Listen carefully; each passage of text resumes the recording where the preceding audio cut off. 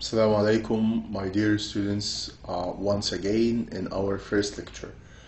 In the previous lecture, I gave you a brief idea. In the introductory lecture, I gave you a brief idea about what we need to do during the course. This lecture actually is the actual start for us.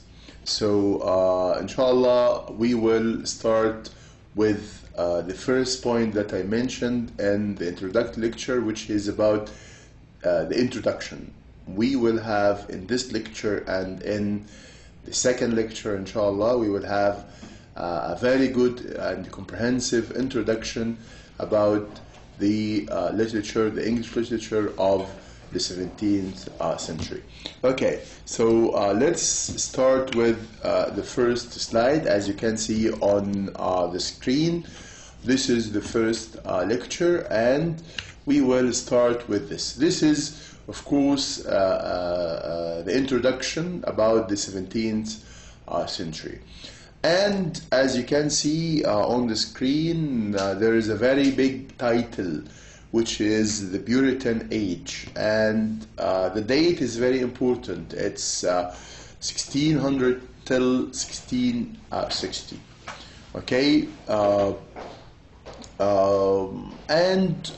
As you can see here in the first line, the literature of the 17th century may be divided into two periods.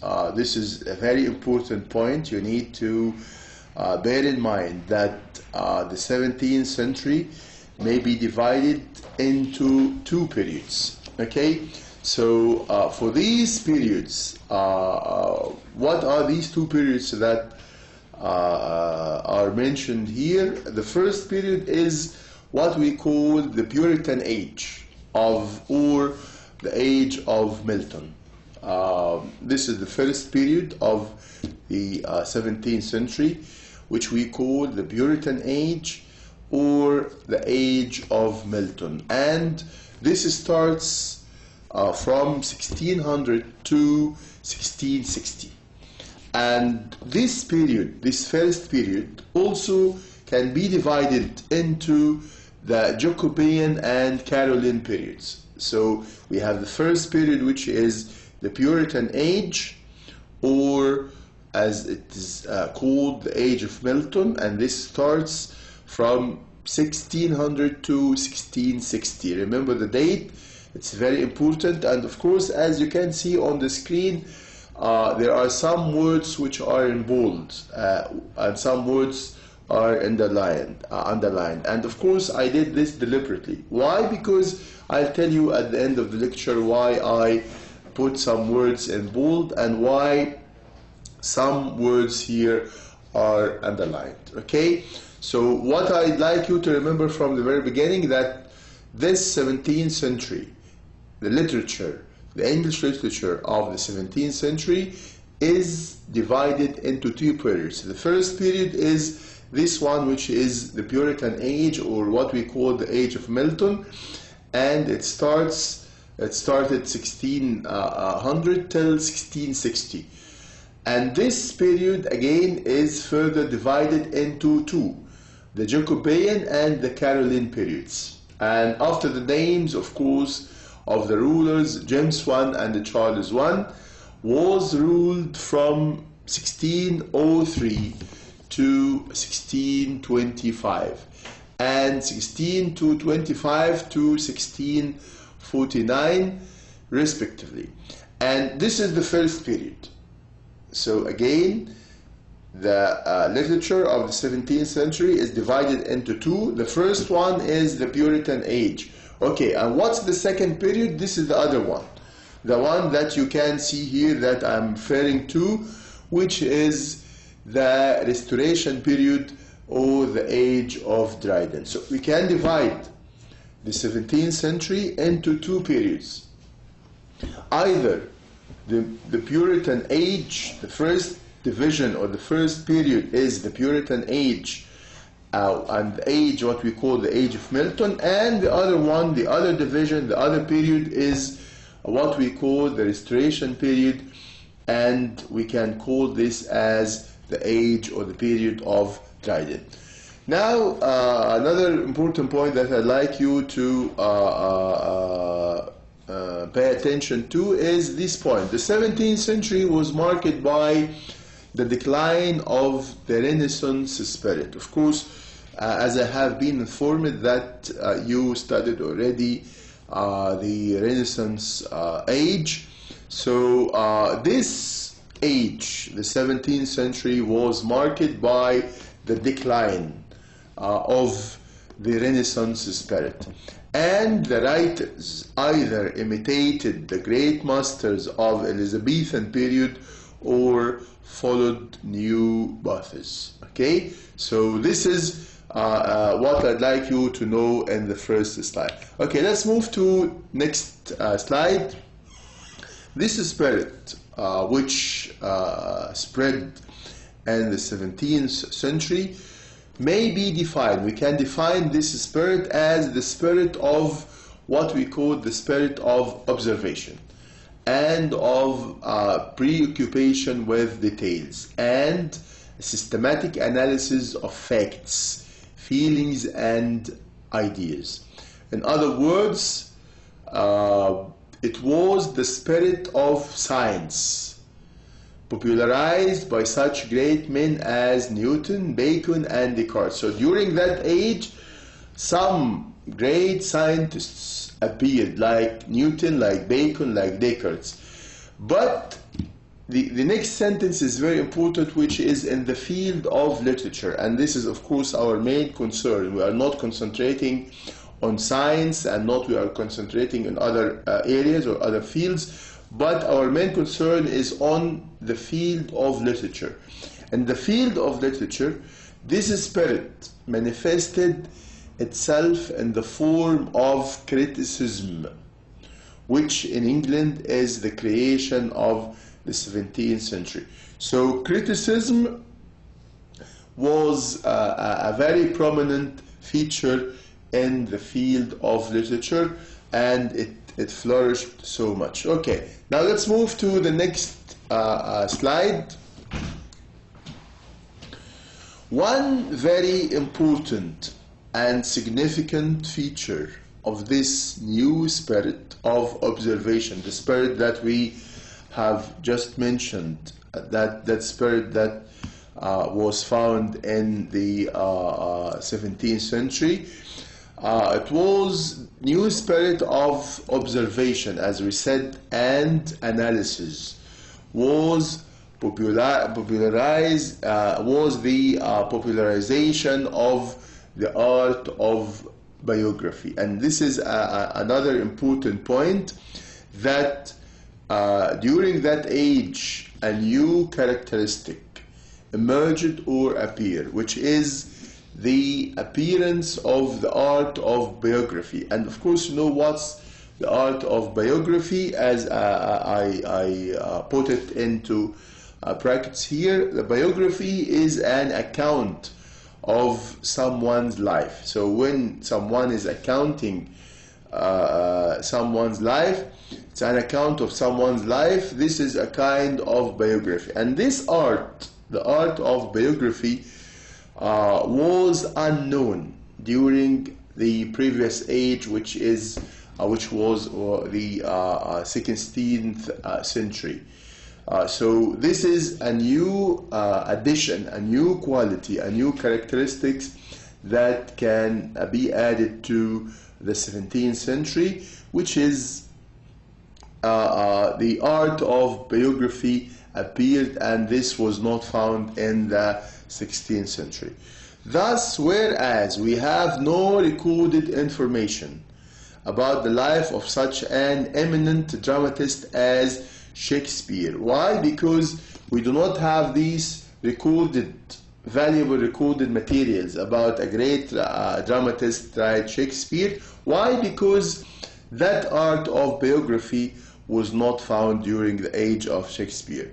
In the 17th century, many authors like Fuller, like Aubrey, collected and chronicled the smallest facts about the great men of their own day or of the immediate past. So those people like Fuller, like Aubrey, they could collect all the important information and all the important details about the great dramatists in that age. Okay, now let's move to the next page. Again, we are still in the same point, which is the Puritan age, starting 1600 to 1660. The 17th century up to 1660, during these 60 years, was dominated, and this is a very important point. Please, I'd like you to pay attention to this point. The 17th century, starting from 1600 to 1660, was dominated by Puritanism, and this is very important. And it may be called the Puritan age, or again the same idea, the age of Milton. And why do we call it the age of Milton? Because of this. Because Milton was the noblest representative of the Puritan spirit. He was the most important representative of the Puritan spirit. The Puritan movement stood for liberty of the people.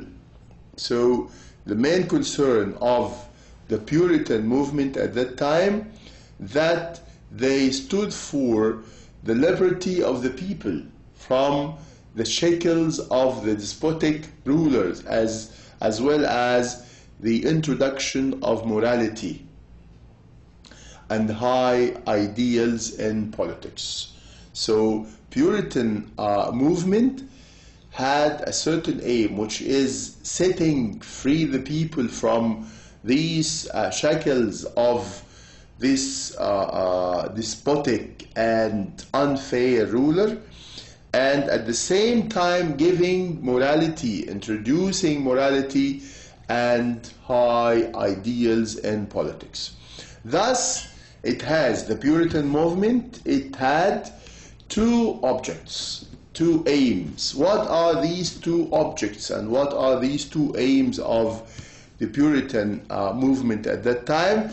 The first aim, or the first object, was personal righteousness and civil and religious liberty. So they were calling for religious liberty. In other words, it aimed at, and this is also important, it aimed at making men honest and free. Making men honest, dealing with each other honestly, and free, being free from any despotic rulers or from any injustice or any of these things. Actually, Milton and Cromwell, remember these names because they are very important. Milton and Cromwell were the real champions of liberty and stood for toleration. So those two men, they devoted themselves completely to the idea of liberty. And of course, they tolerated all the problems that might happen to them because of their devotion to the idea of liberty and trying to liberate people from the shackle of from this despotism. Okay, let's move now, please, to the next point.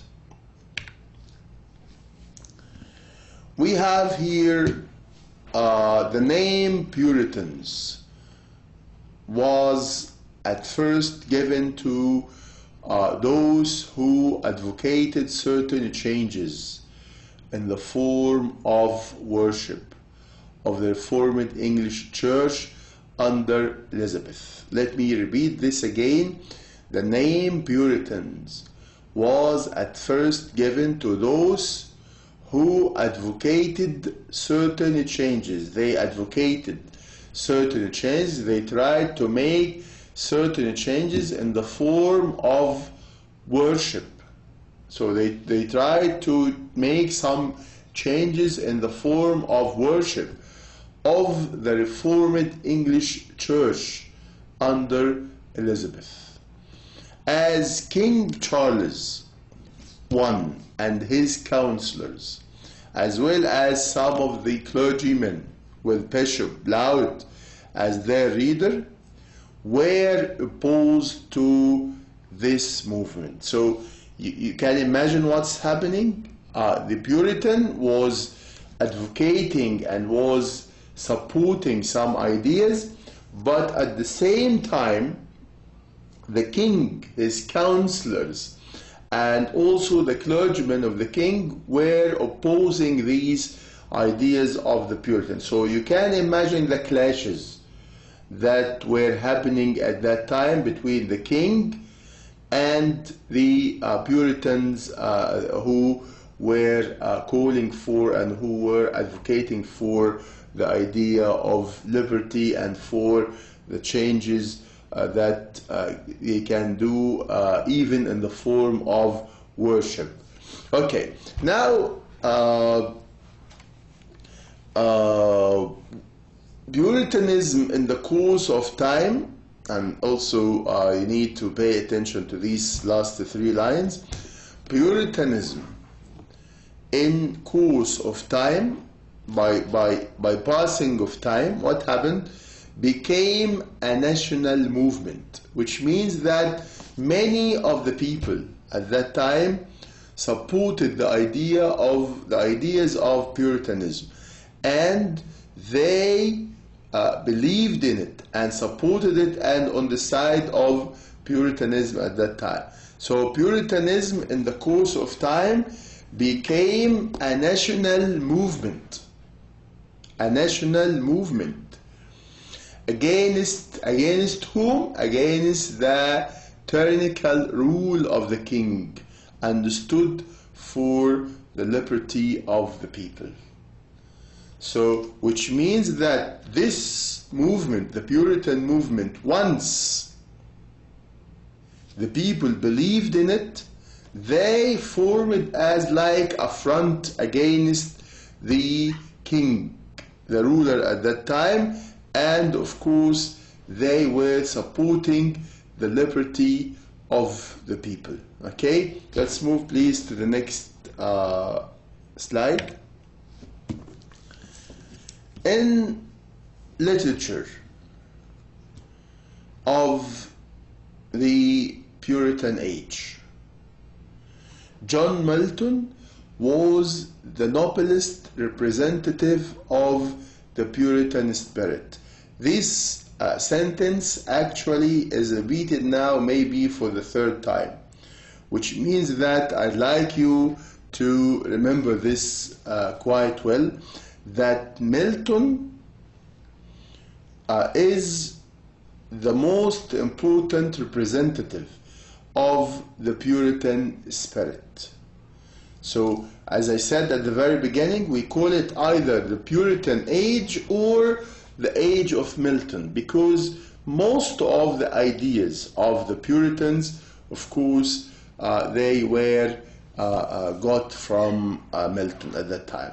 So again, let me repeat this. In literature of the Puritan age, John Milton was the noblest representative of the Puritan spirit, to which he gave most lofty and enduring expression. Of course, he advocated, he devoted himself completely to the ideas of Puritanism, and of course he was against the ruler at that time, and of course you can imagine what happened to him because of these ideas which he had at that time.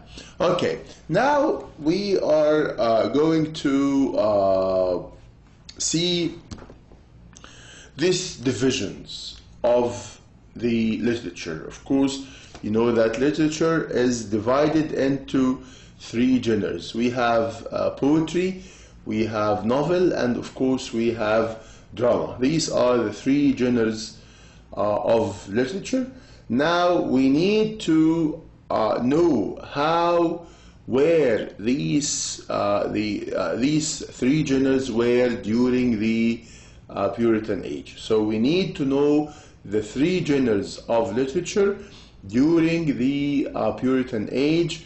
We are going to start with the Puritan poetry. The Puritan poetry, as you can see, also called the Jacobean and Caroline. Remember that division at the very beginning in the first slide? Remember this?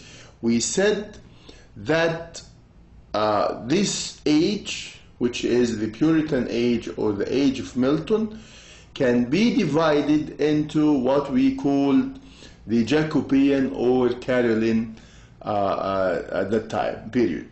But this poetry, the Puritan poetry, also called, we can call it the Jacobean and Caroline poetry during the reigns of James I, Charles I respectively, and can be divided into three parts. This poetry, this Puritan poetry, can be divided into three parts, okay? Remember this well.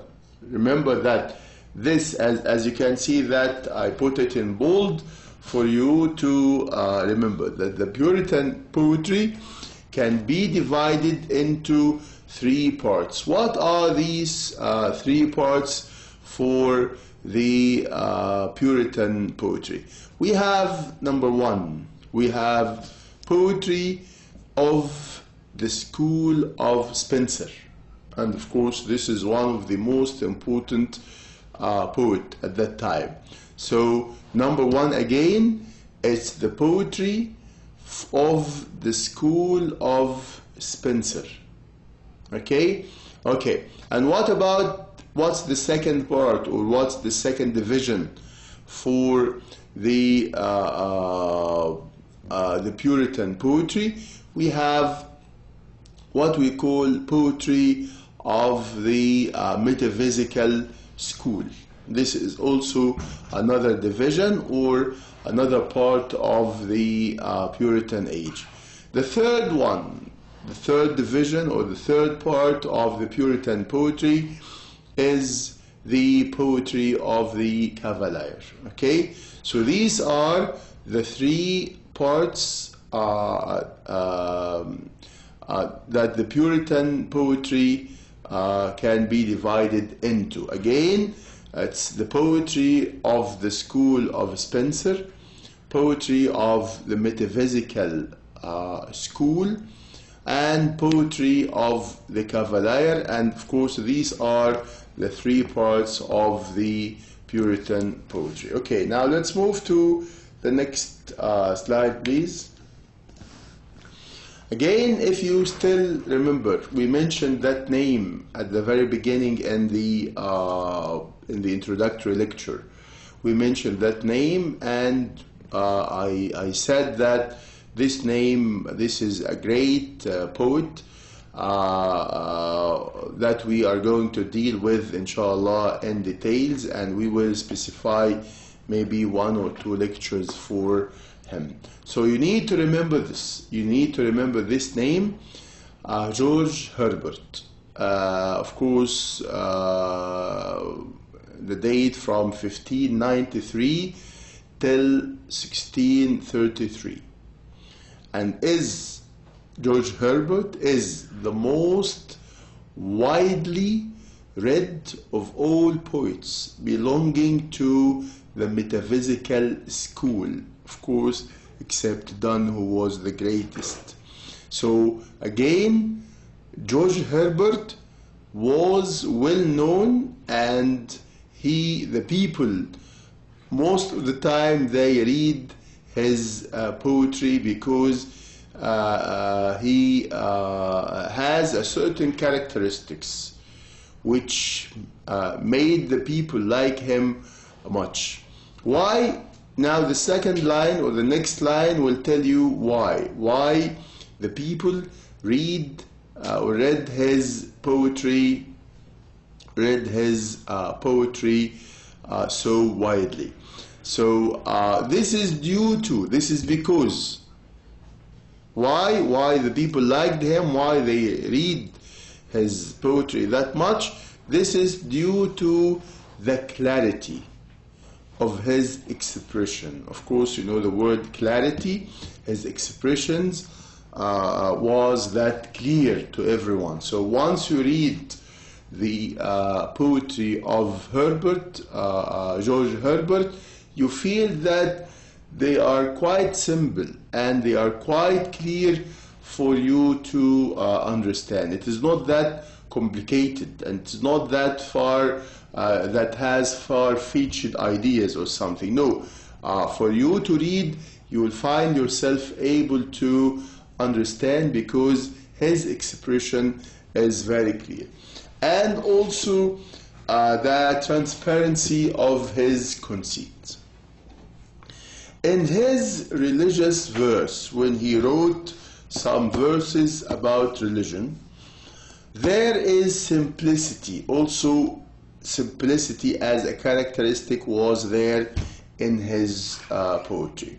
Mixed with didactic strain, there is also a current of a quaint humor in his poetry. So the word deducted here is showing you, the word deducted here is showing you that he wrote poetry not just for the sake of fun, but he is giving what we call didactic, which means that he is trying to give you some lessons at the end of his poem. So once you read his poem, it is not just for the sake of fun, just for the sake of pleasing yourself and enjoying yourself for the play. No, at the end of the play you get a lesson, you get a message that he wants to convey to you. Okay, now let's please move to the next slide. Again, Milton was the greatest poet of the Puritan age. Again, this is another repetition of the sentence, which means that he was the greatest poet of the Puritan age. His early poetry is lyrical. So at the very beginning, he wrote poetry, but this poetry was at that time lyrical. Okay? When the Civil War broke out in 1742, the Civil War broke out, started in 1642, Milton threw himself heart and soul in the struggle against King Charles I. So look what he did. He devoted himself completely to the struggle against King Charles I, and that's why we said that he tolerated much for spreading the ideas of Puritanism. He devoted the best years of his life, when his poetical powers were at their peak, to this national movement. And of course, we mean by the national movement, of course, we mean the Puritan movement, which means that he believed in the ideas of the Puritan movement, and when he believed in it, he advocated himself, devoted himself completely to the ideas of that movement. Finding himself unfit to fight, finding himself unfit to fight as a soldier. So he found himself not able to fight as a soldier. He became the Latin secretary to Cromwell. So he preferred to take another direction, not to be a soldier. He found that he cannot do this, but he became the Latin secretary to Cromwell. Okay, let's move. This work, he continued working as the secretary to Cromwell till 1649. So till 1649, he, of course, became the secretary. When Charles I was defeated and Commonwealth was proclaimed under Cromwell. So he kept struggling and he kept fighting against the king, and he got what he wanted at the end. Charles I was defeated and Commonwealth was proclaimed under Cromwell, who was working for as a secretary. But because he was away from poetry for a while, when he returned to poetry to accomplish the ideal he had in his mind, to accomplish what he has, of course he has from the very beginning, he has some ideas in his mind, Milton found himself completely blind. And of course this is the biggest disaster and biggest catastrophe that happened in his mind. When he tried to return back to poetry, he found himself completely blind and couldn't see anything. Moreover, after the death of Cromwell and the coming of Charles II to the throne, so when Cromwell died and Charles II came to the throne, came again once more to be a king, Milton became friendless.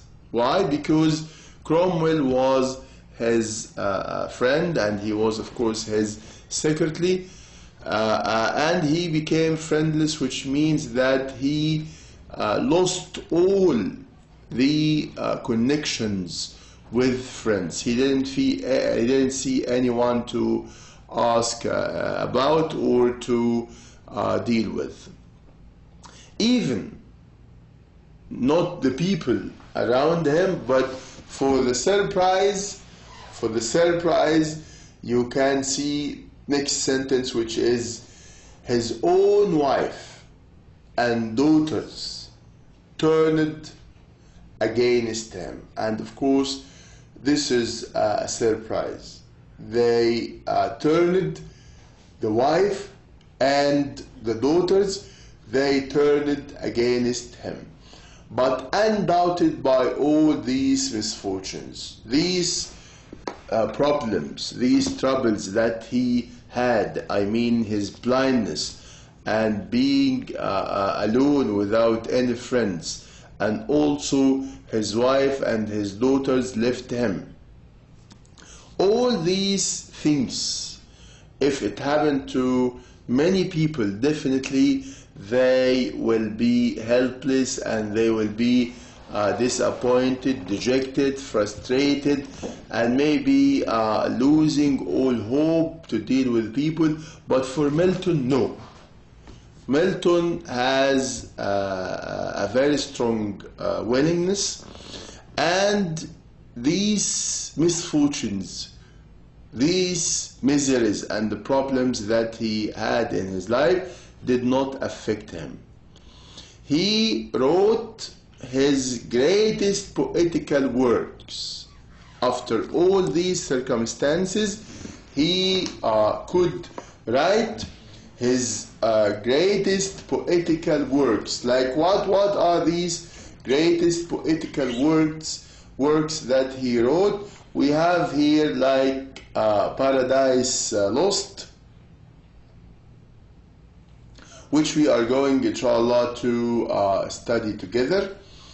And then we have Paradise Regained, and of course you can see that opposite, these two opposite words, we have lost and we have regained.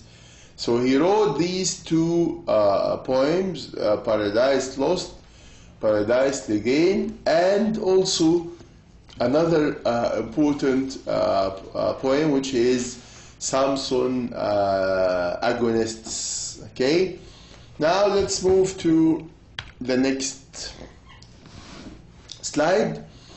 After covering the poetry, the Puritan poetry, now we need to move to the second genre, which is the drama.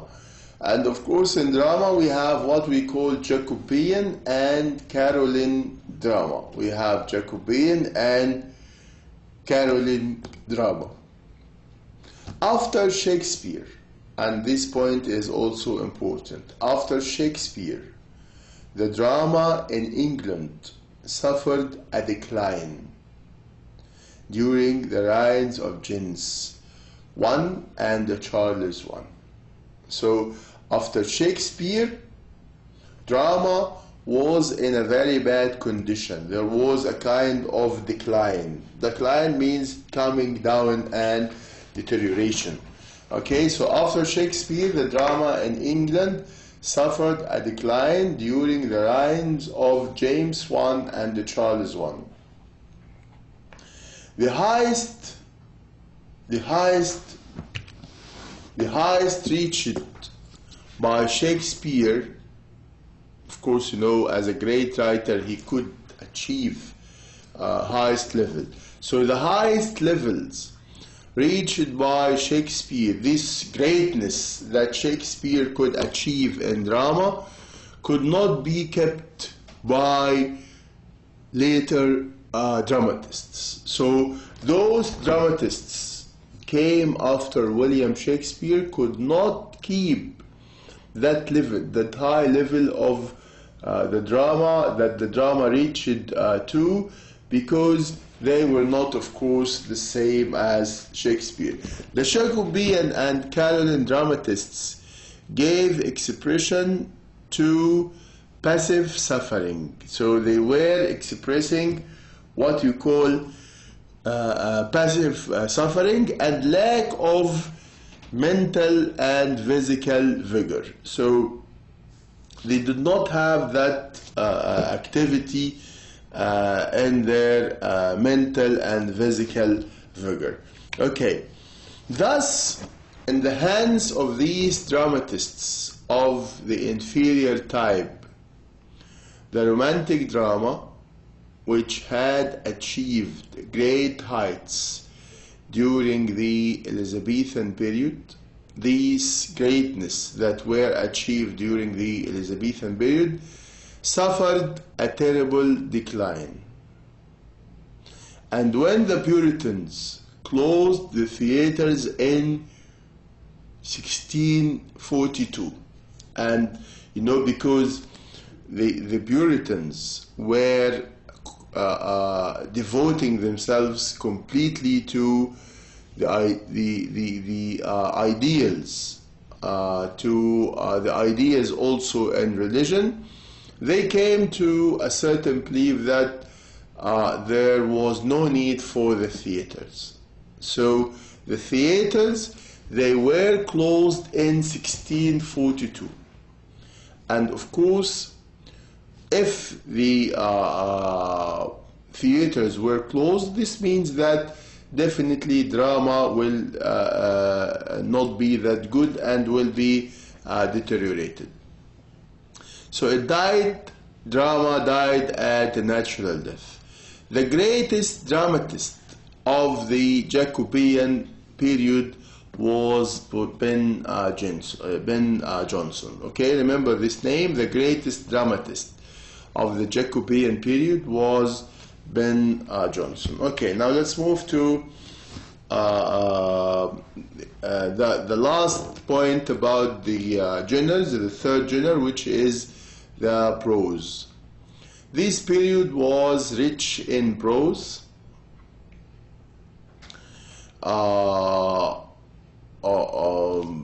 opposing to what we said about poetry and about drama, that there was decline.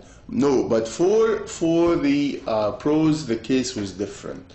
So the period was rich in prose. The great prose writers we find that some prose writers like Bacon, Burton, Milton, Sir Thomas Browne, Jeremy Taylor, and Clarendon, all these, of course, were prose writers at that time. For the first time, and this line actually is important because it shows how there was a certain development at that time. For the first time, the great scholars began to write in England in English rather than Latin, and this is, you need to remember this. So the scholars start for the first time to write in English, not in Latin. Before they were writing in Latin, but now they write in English. So the Bible became the supreme example of earlier English prose style, simple, plain, and natural. Okay, now after surveying all these points about the Puritan age or the age of Milton, definitely you have a question in your mind. After all these slides that we displayed and covered, definitely you would ask, how would be the questions in the final exam? And of course, I know that all of you are asking and will be asking about this. So what I'm doing now is, after finishing each section, I'll give you samples of the questions. So how would be the questions about that section or that section? So remember this, some question samples. The literature of the 17th century may be divided into, this is the first line that we read together. Remember, divided into 2, while divided into 3, or 4, while 5. Of course, you know the answer now, that the literature of the 17th century may be divided into 2 periods. Okay, now the Puritan age is divided into the Jacobean period, while the Caroline period, C, the Caroline period and the Jacobean period, D, the Jacobean, the Caroline, and the Shakespearean periods. Of course, you know the answer is C. Okay, now let's move to the third and last question.